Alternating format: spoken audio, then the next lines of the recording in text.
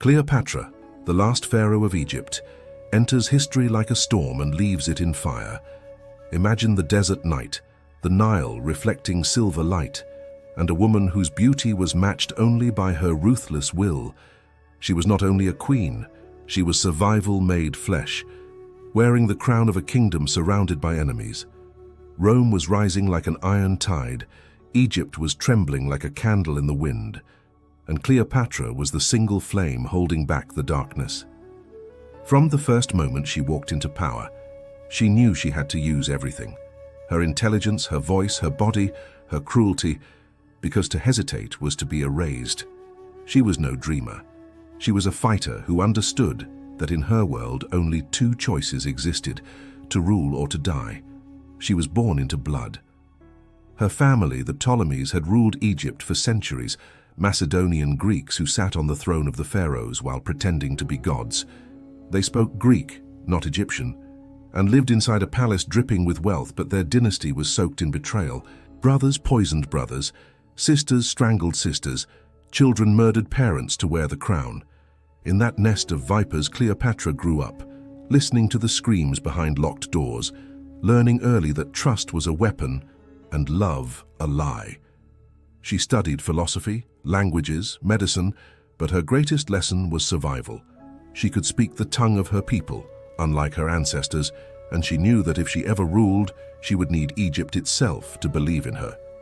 Her father, Ptolemy Auletes, died in exile, a king hated for his greed, a man propped up by Rome's gold. When he was gone, Cleopatra was thrust into power at 18, forced by tradition to share the throne with her younger brother, Ptolemy IV. But nothing about Cleopatra was made for sharing.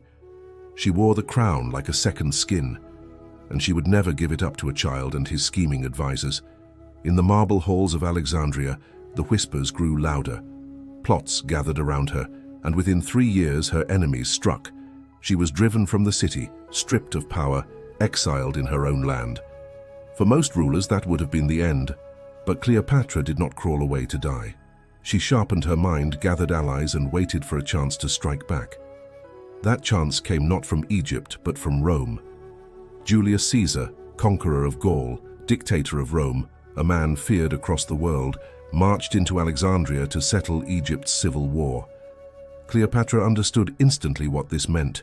She could not fight Rome, but she could seduce it. She made one of the boldest gambits in history. Slipping past the guards of her brother's palace, she had herself smuggled inside, rolled up in a carpet or hidden in a linen sack. And when she was unwrapped before Caesar, she emerged not as a fugitive but as a queen. A young woman with burning eyes and dangerous charm stood before the most powerful man in the world, and she made him hers. That night, history itself bent. Caesar was not naive. He knew what she was, but he also saw her brilliance. She was not only beautiful, she was captivating, with a voice that could command or seduce at will. She offered him Egypt, and in return, he offered her the throne. Together they crushed Ptolemy's army. Ptolemy's. Her brother drowned in the Nile, another rival poisoned, and Cleopatra once again stood as queen, this time secure, this time unshaken. But she was more than a queen. She declared herself the living goddess Isis, mother of the nation, divine in flesh. The people saw her not only as ruler but as sacred, a bridge between earth and eternity. And she bound Caesar to her with a child, Caesarion, the son of the Roman dictator and the Egyptian queen, a boy meant to rule 2 worlds. For a time, the dream seemed real. Cleopatra traveled to Rome, dazzling the city, filling its streets with whispers of the foreign queen who had conquered Caesar's heart. Cleopatra lived in a villa across the Tiber, and statues of her as Isis were raised in the eternal city. But envy and suspicion grew. To the Romans she was a witch, a temptress, a threat to their traditions. When Caesar was struck down in the Senate, stabbed 23 times by men he had called friends, Cleopatra's dream shattered. Her protector, her lover, her path to empire was gone. In that moment she could have been destroyed, a widow in a foreign land, but she did what she always did. She fled, returned to Egypt, and prepared to gamble again. Rome plunged into chaos. Caesar's assassins fled, and his followers battled for control. In the ashes of civil war, two men emerged: Octavian, Caesar's adopted son, cold and calculating, and Mark Antony, Caesar's loyal general, bold and reckless. Cleopatra watched, waited, and chose her moment. She sailed to meet Antony on the river of Tarsus, and the world has never forgotten that vision. Her ship glittered with gold, its sails purple, its oars flashing like silver in the sun. The air was filled with incense, her attendants dressed as gods, and Cleopatra herself lay beneath a canopy as if Venus had descended from the heavens. Antony was a soldier, a man of battles, but he was undone before he spoke a word. Cleopatra had conquered Rome once again, not with armies, but with theater, seduction, and overwhelming presence. Antony fell under her spell, but it was no illusion. Together they were unstoppable. He gave her kingdoms, lands once ruled by Alexander, gifts carved out of the East. She gave him heirs, 3 children who bound their blood together. In Alexandria, they built a life of luxury, feasting, drinking, reveling in power. To their followers, they were gods walking the earth, the new Dionysus and Isis. But to Rome, they were traitors. Octavian painted them as enemies of the Republic. He called Cleopatra a serpent, a sorceress, corrupting Antony's honor, dragging him into ruin. The propaganda worked. The Senate declared war not on Antony directly, but on Cleopatra. She was the target, she was the enemy, and Rome was coming. The sea turned red at Actium, fleets clashed under the burning sun, sails snapping, ships burning. Cleopatra and Antony fought with all they had, but betrayal and chaos ripped through their ranks. In the middle of the storm, Cleopatra's ships broke and fled, and Antony followed her, abandoning his men to slaughter. Rome's navy triumphed and the fate of Egypt was sealed. They retreated to Alexandria, their empire of dreams collapsing. The walls of the city trembled with fear as Octavian's army closed in.